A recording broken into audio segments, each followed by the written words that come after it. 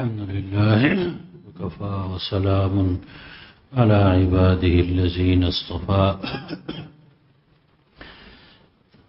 أما بعد فأعوذ بالله من الشيطان الرجيم بسم الله الرحمن الرحيم وقد خلقكم أطوارا ألم تروا كيف خلق الله 7 سماوات طباقا وجعل القمر فيهن نورا وجعل الشمس سراجا والله أنبتكم من الأرض نباتا ثم يعيدكم فيها ويخرجكم إخراجا صدق الله العظيم. سورہ نوح اور آیت نمبر 14 سے انشاءاللہ ہم درس کا آغاز کریں گے. یہ حضرت نوح علیہ السلام کا بیان چل رہا تھا اور حضرت نوح علیہ السلام فرما رہے تھے کہ میں نے اپنی قوم کو ثم انی اعلنت لهم واسررت لهم اسرارا، میں نے ان کو دعوت دی، تبلیغ کی. فرمایا کہ چپکے بھی علانیہ بھی. میں نے ان سے کہا فقلت استغفروا ربکم، اپنے رب سے بخشش اور مغفرت طلب کرو. انہ کان غفارا، بے شک وہ بخشنے والا ہے، بڑا بخشنے والا ہے. یرسل السماء علیکم مدرارا، موسلا دھار بارش وہ برسائے گا. وَيُمْدِدْكُمْ بِأَمْوَالٍ وَبَنِينَ، اور تمہارے اموال اور اولاد کو بڑھا دے گا. وَيَجْعَلْ لَكُمْ جَنَّاتٍ، اللہ تمہارے لیے باغات کا بندوبست کرے گا. وَيَجْعَلْ لَكُمْ أَنْهَارًا، اور نہریں بہا دے گا تمہارے لیے. اللہ سے بخشش طلب کرو، اپنی کوتاہیوں پہ شرمندہ ہو جاؤ تو اللہ تعالیٰ اپنی رحمت کی بارش کر دے گا. میں نے یہ کہا. حضرت نوح علیہ السلام فرماتے ہیں مَا لَكُمْ لَا تَرْجُونَ لِلَّهِ وَقَارًا، کیا ہو گیا تمہیں کہ تم اللہ کے لیے کسی شان اور کسی وقار کی منتظر نہیں ہو، متوقع نہیں ہو کہ اتنا بڑا رب، یہ چھوٹا موٹا نواب کوئی رئیس ہوتا ہے اس کا خیال رکھتے ہو کہ اس کی کوئی نافرمانی نہ ہو، ناراض ہو جائیں گے نواب صاحب ہیں جی. اتنے بڑا رب، اتنا بڑا پروردگار، کیا اس کی ناراضگی کا تمہیں کوئی خیال نہیں؟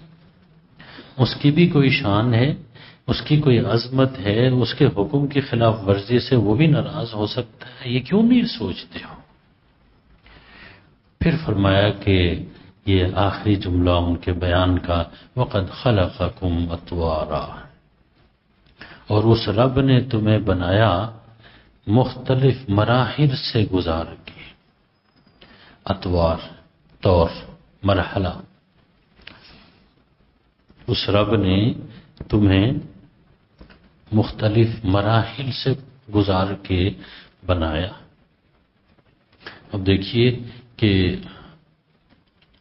بندہ اپنے آپ کے بارے میں غور کرے گا نا. قرآن میں وَفِي أَنفُسِكُمْ أَفَلَا تُبْصِرُونَ، اپنے آپ پر غور کیوں نہیں کرتے؟ اپنی ذات میں غور کرو. تو یہاں یہی فرما رہے مختلف مراحل سے گزار کے اللہ نے تمہیں اس دنیا میں بسایا. پہلے سب سے پہلے نطفہ جو ماں باپ کے پشت پر، اس کے بعد وہ نطفہ ماں کے رحم میں بچہ دانی میں آ کے جو مل گئے، دوسرا مرحلہ آ گیا. اس کے بعد وہ جو ہے نا خون کے جو ہے نا ایک لوتھڑی کی شکل میں تیسرا مرحلہ آ گیا. پھر جو ہے نا گوشت کی شکل میں چوتھا مرحلہ آ گیا. پھر اس میں اللہ نے جان روح ڈال دی، 5واں مرحلہ آ گیا. 9 مہینے تک تمہیں ماں کے پیٹ میں پالا. اور کیسے پالا؟ عجیب و غریب انداز میں پالا. نہ تندور کی روٹی کی ضرورت پڑی، کیوں جی؟ اور نہ ہی چاول پکانے بریانی کی ضرورت پڑی، نہ ہی کسی اور چیز کی ضرورت پڑی، اور پلتے رہے، بڑھتے رہے، جوان ہوتے رہے ماں کے پیٹ میں. دیکھیں نا مرحلہ شروع ہو گیا. اس کے بعد پھر جو نا باہر آ گئے. چھوٹے، اتنے چھوٹے تھے کہ بلی بھی اٹھا کے کھا سکتی تھی. اب کبھی غور کریں، اللہ تعالیٰ ماں کے پیٹ میں ہی تمہیں گونگا بہرا بنا دیتا، معذور پیدا کرتا، باہر آنے کے بعد کسی کتے کو حکم دیتا جاؤ کھا لو اس کو. بڑھتے بڑھتے جوان ہو گئے، ہیں جی، تگڑے ہو گئے. اب کہتے ہیں کہ جی خدا کہاں ہے؟ کہتے ہیں خدا وہیں سے شروع ہوتا ہے جہاں سے تمہاری ابتدا ہوئی ہے. اب تگڑے جوان ہو کے پھوں پھاں کرتے ہوئے کہتے ہیں میں خدا کو نہیں مانتا. کیا احسان فراموشی ہے. اللہ فرماتے ہیں کہ کیا نمک حرامی ہے، اس سے بھی بڑی کوئی نمک حرامی ہو سکتی. اب پھر جب رب کا حکم سامنے آتا ہے کہ بھئی صراط مستقیم پر رہو، قیامت کا دن آئے گا، حساب کتاب ہوگا، اور یہ کہ ہر ایک کو اپنے اچھے برے اعمال کا حساب دینا ہوگا. بندہ کہتا ہے کہ نہیں قیامت کوئی نہیں آنی. جب رب کہہ رہے ہیں آئے گی قیامت، تو پھر رب کے حکم کی خلاف ورزی اور ان کو نہیں مانتے. اتنی بڑی جرم.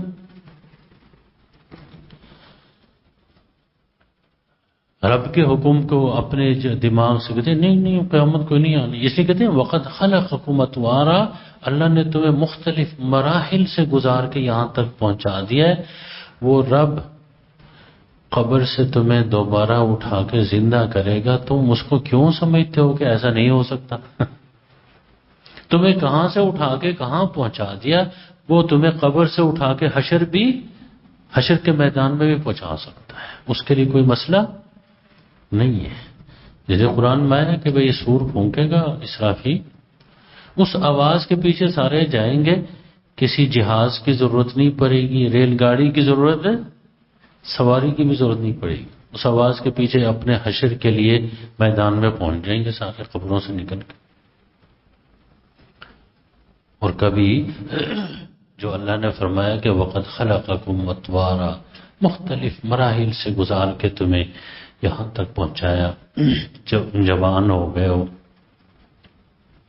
وہ خدا پھر مختلف مراحل سے قبر سے حشر سے پھر جنت یا جہنم، ان مراحل سے نہیں گزار سکتا ہے.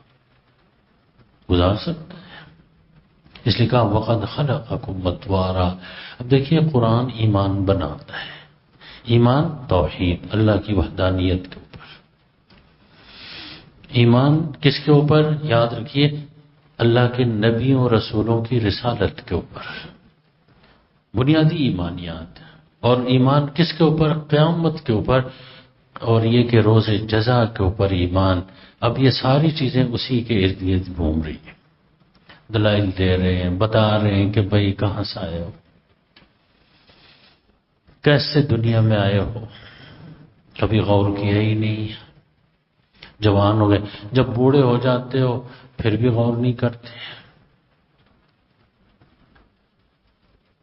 اس لیے قرآن ہمیشہ تدبر، تفکر، اپنے اوپر کم از کم غور کرے آدمی میں کیسے کن مراحل سے گزر کے یہاں تک پہنچا. بچپن پہ غور کرے، کم از کم جوانی پہ غور کرے، بڑھاپا آ گیا اس پہ غور کرے. اس لیے بڑے ہی بدقسمت ہوتے ہیں وہ لوگ کہ جو قرآن میں غور نہیں کرتے. کیونکہ قرآن چھوٹا موٹا مسئلہ بیان نہیں کرتا، بڑا مسئلہ بیان کرتا ہے. بڑا مسئلہ کیا ہے؟ توحید ہے، رسالت ہے، قیامت ہے. اس کے بعد پھر فرائض بیان کرتا ہے، نماز پڑھو، زکوٰۃ دو. چھوٹی چھوٹی چیزوں کو یاد رکھیے کہ جو زمان و مکان کی وجہ سے تبدیل بھی ہو سکتی ہیں. قرآن ان کو آپ کے اوپر چھوڑ دیتا ہے، اپنے وقت کے لحاظ سے خود ہی فیصلہ کرو. یہ نہیں بتاتا کہ 2 منزلہ گھر میں رہنا ہے یا 3 منزلہ گھر میں رہنا ہے یا 4 منزلہ بنانا ہے. اپنے وقت کے لحاظ سے مصلحت کو دیکھ کے خود ہی فیصلہ کرو. لیکن قیامت کی تیاری کا بتاتا ہے کہ قیامت کے لیے تیاری کرو، وہ بڑا دن آنے والا ہے. اس دن یاد رکھیے کہ ہر ایک کو اپنا حساب کتاب دینا پڑے گا. اسے فرمایا وَقَدْ خَلَقَكُمْ أَطْوَارًا، اس نے تمہیں مختلف مراحل سے گزار کے تمہاری تخلیق کی ہے، تمہیں پیدا کیا ہے. ان پہ غور کرو گے پھر دوبارہ قبر سے اٹھانے پہ تمہیں اعتراض نہیں ہوگا. قیامت کے دن کے آنے پہ تمہیں اشکال کوئی ابہام نہیں رہے گا. فرمایا اس کے بعد آگے الم ترو کیف خلق اللہ، اس میں 6 آیتیں آ رہی ہیں. ان 6 آیتوں کے بارے میں ہمارے مفسرین فرماتے ہیں کہ یہاں آ کے حضرت نوح علیہ السلام کا بیان مکمل ہو گیا. اس کے بعد جو 6 آیتیں ہیں وہ اللہ رب العزت کی طرف سے حضرت نوح علیہ السلام کے بیان کی تکمیل ہے. حضرت نوح علیہ السلام نے یہ بتایا، اور پھر جو ہے نا اللہ رب العزت فرماتے ہیں کہ ان چیزوں پہ بھی غور کرو. یہ 6 آیتوں میں جو چیزیں بیان ہو رہی ہیں یہ حضرت نوح علیہ السلام کے بیان کی تکمیل ہے، یہ ان کی تضمین ہے اللہ کی طرف سے. دیکھیے فرماتے ہیں الم ترو، کیا تم نہیں دیکھتے کیف خلق اللہ 7 سماوات طباقا، کیسے اللہ نے 7 آسمان بنائے تہ بتہ. کیا دیکھتے اندھیر کبھی اوپر نظر نہیں گئی؟ اب دیکھیے آسمان کے جو ہے نا بھائی یاد رکھیے نشانیاں اپنی قدرت کی اللہ بتا رہے ہیں. مسلمان کبھی اندھا بن کے زندگی نہیں گزارتا، آنکھیں کھلی رکھتا ہے، حلال حرام کی تمیز رکھتا ہے، جائز ناجائز کی تمیز رکھتا ہے. جو قدرت کی نشانیاں ہیں ان میں غور فکر کرتا ہے. اوپر جب دیکھتا ہے آسمان، 7 آسمان طباقا، اتنا بڑا خدا اتنا بڑا آسمان بنایا ہے تو کیا وہ قیامت برپا کر کے تمہارا حساب کتاب نہیں لے سکتا؟ دوبارہ زندہ نہیں کر سکتا؟ میں نے بتایا تھا نا آپ کو آخرت کا اور قیامت کا عقیدہ اس کے اوپر بڑا زور دیا جائے گا. بتایا جائے گا آس پاس دیکھو بھائی، آنکھیں بند کر کے زندگی گزارنا یہ مسلمان کا کام نہیں. آنکھیں کھلی رکھو، دیکھو آسمان کی طرف دیکھو، 7 آسمان اللہ نے بنائے. یہ آسمان کی نشانیاں، یعنی اللہ کی قدرت کی سب سے بڑی نشانی آسمان. اتنی بڑی چھت بنا دی. ہمارے ہاں یہ مسجد کی چھوٹی سی چھت بنانے کے لیے کتنا سریا سٹیل چاہیے، سیمنٹ چاہیے، انجینئر، ہاں جی ماہر انجینئر چاہیے، بھائی فلان چاہیے. اتنی بڑی چھت بنانے کے لیے انجینئر نہیں چاہیے، رب العالمین چاہیے جو آسمان ہے، اور وہ بھی 7 آسمان. فرمایا کہ آگے بھی دیکھیں، کہتے ہیں کہ جی وَجَعَلَ الْقَمَرَ فِيهِنَّ نُورًا، اور اللہ نے ان آسمانوں میں چاند کو کیا بنایا؟ کہتے ہیں کہ بھئی روشن بنایا، نور بنایا. وَجَعَلَ الشَّمْسَ سِرَاجًا، اور سورج کو چراغ بنایا. یاد رکھیے اگر یہ اب دیکھیں نا آسمان کا ذکر ہو گیا جو اللہ کی قدرت کی سب سے بڑی نشانی، اس کے بعد آسمان کے اندر جو قدرت کی نشانیاں ہیں چاند اور سورج. اب دیکھیں نا یہ نہیں کہ یہ آسمان میں کوئی جڑے ہوئے ہیں، یہ ابھی خلا میں ہیں، لیکن جب آسمان کی طرف دیکھتے ہیں تو یہ چیزیں ہمیں نظر آتی. اپنے نظام شمسی کے اوپر جب فلکیات والے بات کرتے ہیں اس کائنات کی وسعت کے بارے میں تحقیق کرتے ہیں، یاد رکھیے وہ حیرت زدہ رہتے ہیں. ابھی تک حقیقت تک پہنچ نہیں سکے، حیرت ہی حیرت ہو رہی ہے، انکشافات ہو رہی. فرماتے ہیں دیکھو چاند کو اللہ نے کیا بنایا؟ نور، روشنی. اگر یہ چاند کی روشنی نہ ہوتی، سورج کے جو نہ روشنی نہ ہوتی تو یہ زمین جہاں رہتے ہیں یاد رکھیے کہ یہ ظلمات اور تاریکی کا میدان ہوتا، اندھیرے ہی اندھیرے ہوتے. اللہ نے اس زمین میں بسنے کے لیے تمہارے لیے روشنی کا انتظام کیا ہے۔ یاد رکھیے ہمارے ہاں آ کر کبھی 1 گھنٹے کے لیے بھی لوڈ شیڈنگ ہو ہے جی روشنی کا انتظام نہ ہو سب تڑپ اٹھتے ہیں کہ نہیں۔ اللہ نے ساری زمین کے لیے ساری کائنات کے لیے روشنی کا انتظام کیا ہے۔ کیسی روشنی؟ گرم روشنی چراغ، ٹھنڈی روشنی چاند کی نور۔ اس لیے چراغ اور نور کو الگ الگ رکھا۔ چاند کی روشنی ٹھنڈی ہوتی، کہتے ہیں جو ہماری فصلیں پکتی ہیں وہ سورج کی روشنی کی وجہ سے پکتی ہیں، اور کہتے ہیں ان کے اندر جو پھلوں کے اندر رس آتا ہے فصلوں کے اندر، کہتے ہیں وہ چاند کی روشنی کی وجہ سے۔ گرم روشنی بھی اللہ نے، ٹھنڈی روشنی بھی دے دی، اور ایسے توازن کے ساتھ ان کو رکھا۔ زمین، سورج، چاند، ان سب کو ایسے کہتے ہیں کہ اگر یہ جو ہے نا جتنے فاصلے پر ہیں اس سے ذرا تھوڑا سا زیادہ فاصلہ ہوتا تو زمین میں سردی اتنی ہوتی کہ یہاں رہ نہیں سکتے تھے۔ کہتے ہیں اگر یہ فاصلہ تھوڑا کم ہوتا، کہتے ہیں کہ بھئی گرمی اتنی ہوتی کہ سارے جل کے مر جاتے۔ ایسے توازن کے ساتھ متوازن انداز میں چاند بھی، سورج بھی، زمین بھی، ساروں کو۔ اس لیے شیخ سعدی رحمۃ اللہ علیہ نے لکھا ہے کہ یہ ساری چیزیں اللہ نے تمہاری خدمت میں لگا دی۔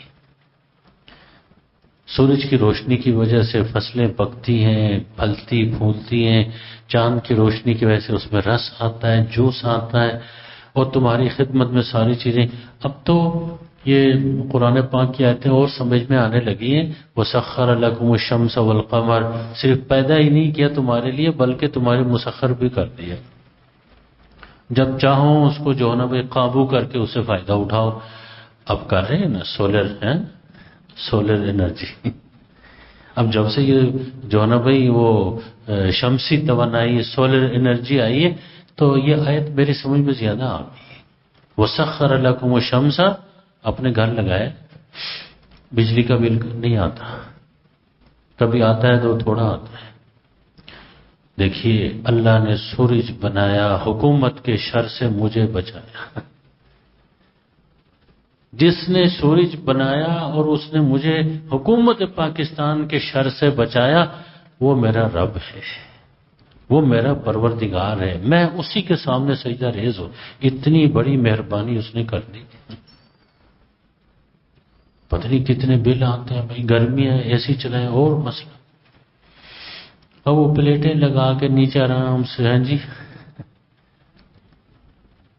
کہتے ہیں وَسَخَّرَ لَكُمُ الشَّمْسَ وَالْقَمَرَ، چاند سورج کو تمہارے لیے مسخر بھی کر دیا، تمہاری خدمت میں لگا دیا، اب ان سے کام لو۔ اب شروع ہو چکا ہے ان سے کام لینا، یہ سولر ہیں جی۔ پہلے تو شاید یہ باتیں کوئی زیادہ سمجھ نہیں آتی تھی، اب جب 1400 سال پہلے سولر پینل کا نام قرآن میں آتا لوگ حیران ہوتے کہ کیا چیز ہے جی، لیکن اب بات سمجھ میں آتی ہے۔ میں نے آپ نے سمجھ، قرآن میں تدبر کرنا، غور کرنا یہی ہے، اپنے آس پاس میں غور کرنا یہی ہے۔ سنریہم آیاتنا فی الآفاق وفی انفسہم، آس پاس میں بھی ہم اپنی آیتیں دکھائیں گے، ان کے اپنے اندر سے بھی نشانیاں دکھائیں گے۔ دیکھیے اس لیے فرمایا کہ وَجَعَلَ الْقَمَرَ فِيهِنَّ نُورًا، اللہ نے چاند کو ان میں نور بنایا، وَجَعَلَ الشَّمْسَ سِرَاجًا، اور سورج کو چراغ۔ اب دیکھیں نا چراغ جب جلتا ہے تو اس سے گرمی ہے جی، نور روشنی، اس لیے ایک ٹھنڈی روشنی اور ایک گرم روشنی۔ اور کہتے ہیں کہ بھئی واللہ انبتکم من الارض نباتا، اللہ نے تمہیں اگایا زمین سے بڑے اہتمام سے، کیونکہ انبتکم اس کے بعد نباتن مصدر، یہ تاکید کے لیے۔ اب اس تاکید کو آپ لے جائیں کہ وہ اہتمام کے لیے، اہتمام کے ساتھ تمہیں بنایا۔ میں نے بتایا نا آپ کو کیسے مراحل سے گزار کے اہتمام کے ساتھ بنایا۔ ماں کے پیٹ میں اتنا عرصے رہے، کہاں رہے؟ اس لیے بھائی دیکھیے، جب اللہ فرماتے نا، یہ جو حوالہ دیا نا کہ مختلف مراحل سے گزار کے تمہیں بنایا، اب یہاں پھر حوالہ دے رہے اللہ نے تمہیں زمین سے اگایا. یہ اشارہ کرنا چاہتے ہیں جیسے زمین سے سبزہ اگتا ہے، دیکھتے ہی دیکھتے، یاد رکھیے وہ سبزہ اگتے اگتے گندم ہی دیکھیں سبزہ ہی ہے نا، ایک ایک وقت آتا ہے کہ وہ پھر وہ جو سبزہ ہوتا ہے وہ اسی زمین میں مل جاتا ہے، اور جب اللہ چاہتا ہے بارش برسا کے پھر اس کو اگاتا ہے. اسی طرح تمہیں اللہ نے زمین سے پیدا، مٹی سے زمین سے اگایا، مطلب مٹی سے پیدا کیا آدم کو. فرماتے ہیں کہ بھئی پھر کیا کریں گے؟ کہتے ہیں ثم یعیدکم فیہا، پھر اس مٹی میں تمہیں لوٹائیں گے قبر میں اترتے. ثم یخرجکم اخراجا، پھر تمہیں بڑی آسانی سے کے ساتھ وہاں سے نکال کے حشر کے میدان تک پہنچا دیں گے. اس کے لیے کوئی مشکل نہیں ہے، اس کے لیے یہ کوئی پیچیدہ مسئلہ نہیں ہے. دیکھیں نا، یہ ساری بات ہو رہی ہے کہ قیامت، دیکھیں قیامت کا عقیدہ آخرت، یہ بنیادی چیز ہے. بندہ اسے مان لے کہ حساب کتاب دینا ہے تو بندہ کبھی غلط قدم نہیں اٹھائے گا. ہمارے ہاں آپ دیکھتے نہیں کہ جتنے بھی حکومت کے پرزے کلرک سے لے کے اوپر تک وہ سب کے سب غلط کام کرتے ہیں. کیوں؟ اس لیے کہ ان کو پتا ہے کسی نے پکڑنا، پتا ہو کہ پکڑا جائے گا. کہتے ہیں اگر پکڑے بھی گئے 2-4 پیسے دے کے چھوٹ جائیں گے. اللہ فرماتے ہیں کہ نہیں نہیں، اگر پکڑے گئے، اللہ کے حکموں کو توڑا، اللہ کے نبیوں کی شریعت پر نہیں چلے، پھر نہیں چھوٹ سکتے. یہ عقیدہ آخرت انسان کو ذمہ دار بناتا ہے، انسان کو جواب دہ بنا دیتا ہے. اس لیے اس پر بڑا زور دے رہے ہیں. قیامت برپا ہوگی، اور قیامت برپا ہوگی تو کیا ہوگا؟ کہتے ہیں جنت جہنم کا فیصلہ. جنت کتنی بڑی ہوگی؟ تا حد نگاہ کم از کم، جہاں تک بندے کی نظر جائے. اچھا، یہاں بیٹھ کے بعض لوگ کہتے ہیں جی یہ مولوی صاحبان جنت کی باتیں، دنیا کی کوئی بات کریں، دنیا میں کیسی جنت بنتی ہے، بنگلے کیسے بنتے ہیں، فلاں کیسے بنتے ہیں، فیکٹریاں کیسے، وہ مولوی صاحبان لگے ہوئے. بھائی دنیا کی جنت کے بارے میں آپ جو اتنی کوششیں کر رہے ہیں تو دنیا کی جنت آپ بنا دیں، اللہ کی جنت آخرت کے بارے میں کم از کم ہمیں بات کرنے دیں. یہاں کی جنت بھی فانی ہے، باغ ہے، یہاں کی زندگی بھی فانی ہے، یہاں کی ہر چیز فانی ہے، لیکن آخرت کی جنت، اللہ کی جنت جو ہوگی وہ فانی نہیں ہے، وہ ابدی ہے، اس کے ہم دائی ہیں. اور دیکھیے آخرت کو بعض لوگ نہیں مانتے. مجھے یہ کیسے ہو سکتا ہے کہ جی اتنی بڑی جنت، ایک ایک آدمی کو، لوگ کتنے زیادہ ہیں، یہاں تو 5 مرلے کا پلاٹ نہیں مل رہا ہمارے ٹاؤن. دیکھیے کبھی غور کریں کہ ایک بچہ ماں کے پیٹ میں ہے، ہاں جی، اس لیے یہاں کا نا مختلف مراحل سے گزار کے تمہیں پیدا کیا، پھر کہتے ہیں زمین سے تمہیں اگایا، پیدا کیا مٹی سے. سارے حوالے کیوں دے رہے ہیں؟ مختلف مراحل. اب دیکھیے چھوٹا بچہ ماں کے پیٹ میں ہے، اس کو اگر کوئی جا کے بتا دے کہ ماڈل ٹاؤن میں مسجد ابو بکر صدیق اتنی بڑی مسجد ہے، اتنا بڑا اونچا مینارہ ہے، وہ بچہ مانے گا؟ وہ تو نہیں مانے گا، کیونکہ اس کی دنیا جو نا اتنی چھوٹی ہے. ماں کے جو ہے نا بچہ دانی، وہاں سے نکل کے ماں کا پیٹ، وہ اتنے بڑی مسجد کو، اتنے بڑے مینارے کو مانے؟ وہ تو کہا نہیں نہیں ایسا نہیں ہو سکتا. جس میں جو نا 500 آدمی نماز پڑھ سکتے، نہیں نہیں نہیں نہیں جھوٹ بول رہے، نہیں ایسا نہیں ہو سکتا. لیکن جیسے ہی ماں کے پیٹ سے باہر آئے گا دوسرے مرحلے میں، تو بھئی یاد رکھیے تھوڑا بڑا ہوگا، اس کو لائیں یہاں مسجد میں، مان جائے گا کہ اتنی بڑی کھلی جگہ ہے، مینارہ بھی ہے. اس لیے کہتے ہیں اللہ رب العزت بھی فرماتے کہ بھائی تم ذرا اس دنیا کے پیٹ سے باہر نکلو، جب آنکھیں بند ہو جائیں گی تمہیں پتا چلے گا کہ اللہ کی جنت کتنی بڑی ہے، قیامت کا دن کتنا بڑا دن ہے. اور اس میں کتنے بڑے بڑے فیصلے ہونے ہیں. اللہ رب العزت کی ذات کتنی بڑی ہے. جنت میں جاؤ گے، اللہ کا دیدار کرو گے تو تمہیں پتہ چلے گا.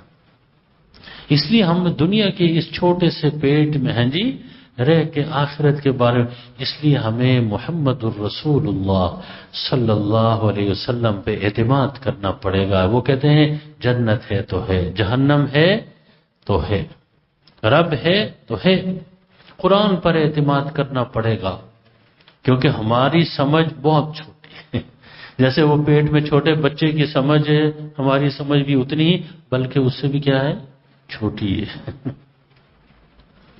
اس لیے جو کافر ہیں، مشرک ہیں، فلاں ہیں، یاد رکھیے وہ قابل نفرت نہیں ہے، قابل رحم ہے. کیا ہے؟ کاش کہ محمد الرسول اللہ صلی اللہ علیہ وسلم جیسے رہبر کو، ہادی کو، ہدایت دینے والے کو مان لیتے.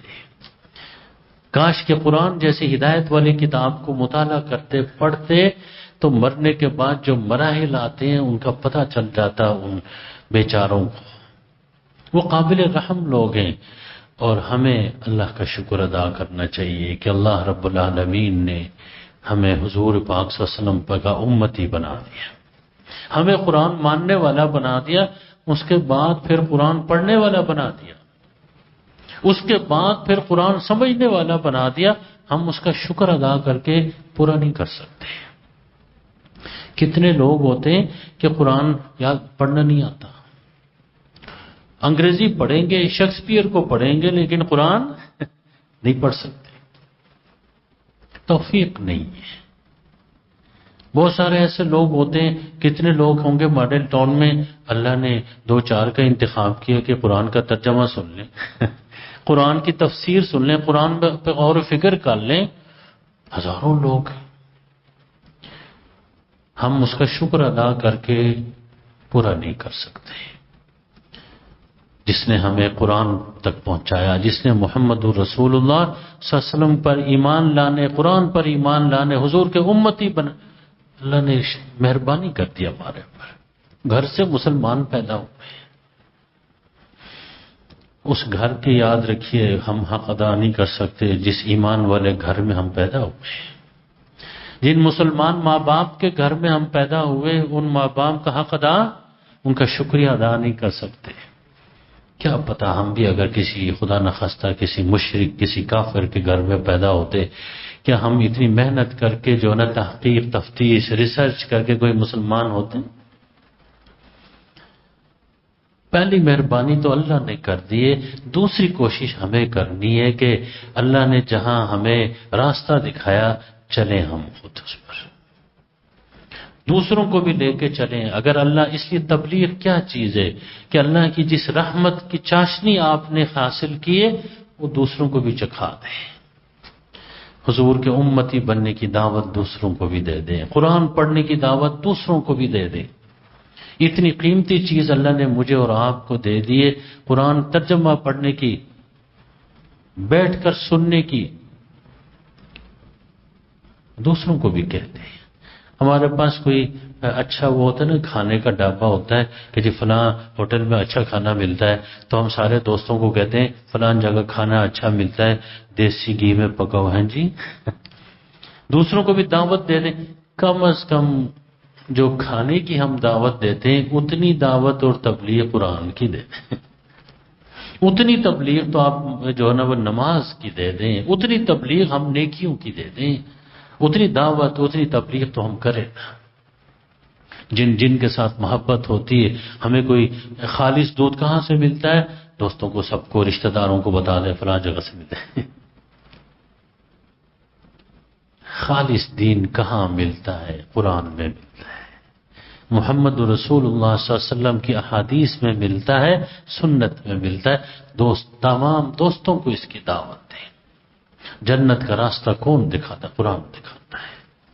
اسے فرمایا دیکھیے واللہ انبتکم من الارض نباتا ثم یعیدکم فیہا ویخرجکم اخراجا. کہتے ہیں واللہ جعل لکم الارض بساطا، اللہ نے تمہارے لیے زمین کو بچھونا بنا دیا، فرش بنا دیا. کبھی زمین پر چلتے ہوئے غور کیا؟ اللہ فرماتے ہیں دیکھیے وہ اللہ کی مہربانیاں گن لو نا، نشانیاں قدرت کی. اب آسمان اور آسمان سے متعلقہ نشانیوں کے بعد کس کی طرف آ گئے؟ زمین کی طرف آ گئے. زمین اللہ کی بڑی نشانی. پھر اس کے اندر فرمایا اللہ نے بچھونا بنا دیا، فرش بنا دیا، تمہارے استعمال کے قابل بنا دیا کہ ہلے نہ. ہاں جی، کہتے ہیں دوسری آیتوں میں کہ بھئی اللہ نے اس میں کیا کر دیا، پہاڑ کے میخ لگا دیے، کیل ٹھوک دیے تاکہ ہلے نہ. اور پھر اگر اس کو زمین کو اللہ تعالیٰ دلدل بنا دیتے، مٹی ہے کیچڑ، چل سکتے تھے؟ زمیندارہ فصل زراعت ہو سکتی تھی؟ نہیں. اگر اس کو پتھر کی طرح سخت کرتے تو پھر بھی کچھ ہو سکتا نہیں. اللہ نے اس کو فرش بنا دیا تمہارے لیے، نرم گرم. ہاں جی، چاہو تو اس کے سینے کو چیر کے یہاں گندم کاشت کرو، چاہو چاول کاشت کرو، چاہو فٹ بال کھیلو، چاہے دوڑو، چاہے بھاگو، تمہارے موافق بنا دیا، متوازن بنا دیا. فرش بچھونے کا یہی مطلب ہے. کیچڑ بنا دے تو تمہارے استعمال کے قابل نہ ہوتا ہے، دلدل. پتھر کی طرح سخت بناتے پھر بھی تمہارے لیے جو نہ استعمال کے فائدہ حاصل کرنے، نفع حاصل کرنے کے قابل نہ ہوتا. لیکن پھر اللہ نے ایسی مہربانیاں کر دی، وہ تو پھر مجھ سے پوچھے. لِتَسْلُكُوا مِنْهَا سُبُلًا فِجَاجًا، پہاڑ گاڑ دیے کہ زمین ہلے نہ. ویسے کبھی کبھی زلزلہ آتا ہے، ہلتی ہے تو کتنی پریشان ہوتا ہے نا.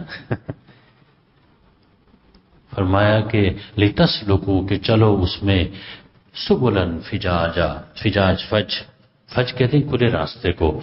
لیکن یاد رکھیے کہ اب تک نا پہاڑ گاڑ دیے. کمال یہ ہے کہ پہاڑوں کے بیچ میں درے بنا دیے، راستے بنا دیے. پہاڑ کے پیچھے کوئی علاقہ آباد ہے، یہ نہیں کہ پہاڑ آپس میں ملے ہوئے وہاں جا نہیں سکتے. یہ جب میں چترال سے روانہ ہوتا ہوں نا ویسا، یہ آیت مجھے ضرور یاد آتی ہے. ایسے راستے نکل کے باہر آ جاتا ہے آدمی. یہ جو درے ہوتے ہیں یاد رکھیے، ان کے اندر جو کھلے راستے ہوتے ہیں ان کو فج کہتے ہیں. فجاج اسی کی جمع ہے، ایسے راستے. ایک مرتبہ میں گاڑی میں آ رہا تھا تو میں اپنے ساتھیوں سے کہہ رہا تھا کہ بھائی یہ اتنے جو نا پہاڑوں کے بیچ میں سے جو پہلا آدمی چترال آیا ہوگا کیسا دیوانہ ہوگا، کیسے آیا ہوگا ان پہاڑوں کے بیچ میں سے. اب ہمیں تو سڑک بنی ہوئی ہے، پتہ چل جاتا ہے راستے کے نشان کتنا کلومیٹر لکھا ہوا ہے.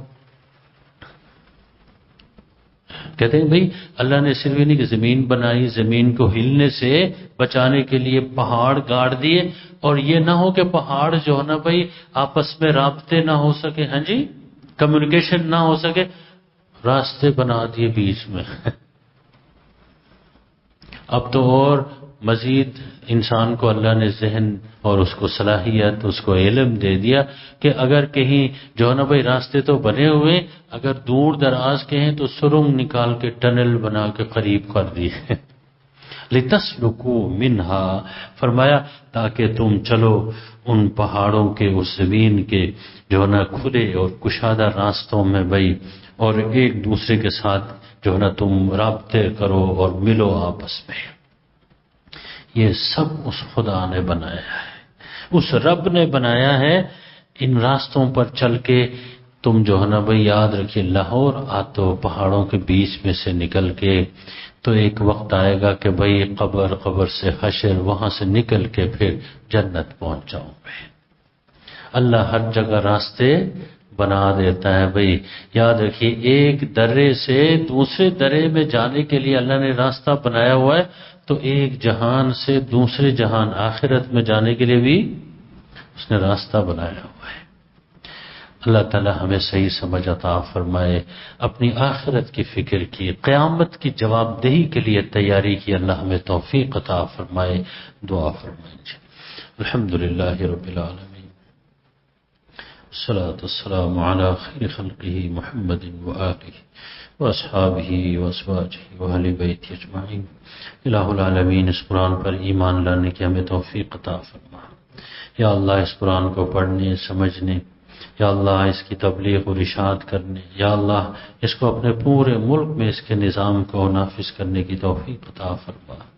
الہ العالمین اس قرآن کی برکت سے ہماری دنیا بھی اچھی فرما دے، ہماری آخرت بھی اچھی فرما دے۔